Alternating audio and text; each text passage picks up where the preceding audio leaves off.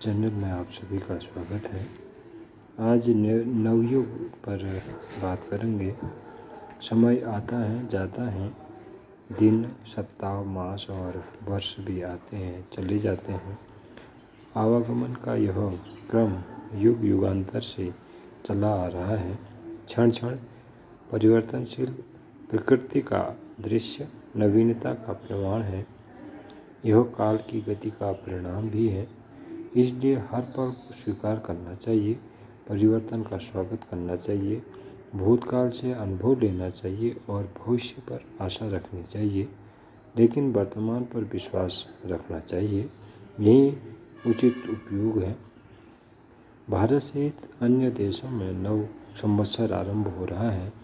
यही नवरात्र का अवसर भी होता है। यह सुख, शांति और प्रगति का क्षण होता है। यह पल पल प्रकृति का स्वागत काल है, विशेष अल्प युग है। जीवन में नव युग तभी प्रारंभ हो जाता है जब नव विचार उत्पन्न हो।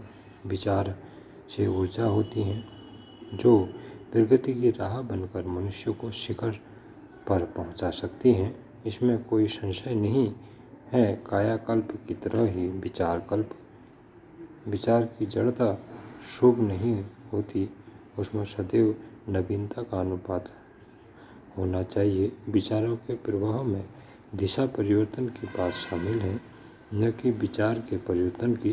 दूसरे शब्दों में कहें तो कायाकल्प आवश्यक है, कायिक बदलाव नहीं। इस प्रकार कहीं मूल का परिवर्तन और कहीं रूप का परिवर्तन अनिवार्य होता है। वास्तव में नववर्ष एक तरह का लघु नव युग है। हमें जीवन के इन लघु युगों का सत्कार निरंतर करना चाहिए, चाहे वो न्यून कालखंड ही क्यों न हो। मानव जीवन समय की मर्यादा से चरणबद्ध सम्मिलित है। समय का महत्व मानव में ईश्वर के स्थान जैसा है। यद्यपि इसे कोई मानव ही समझ पाता है।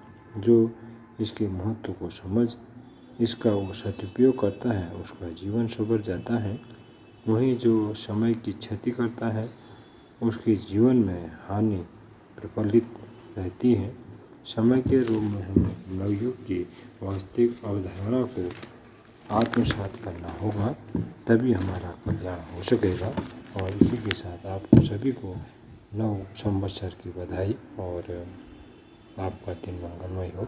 नमस्कार।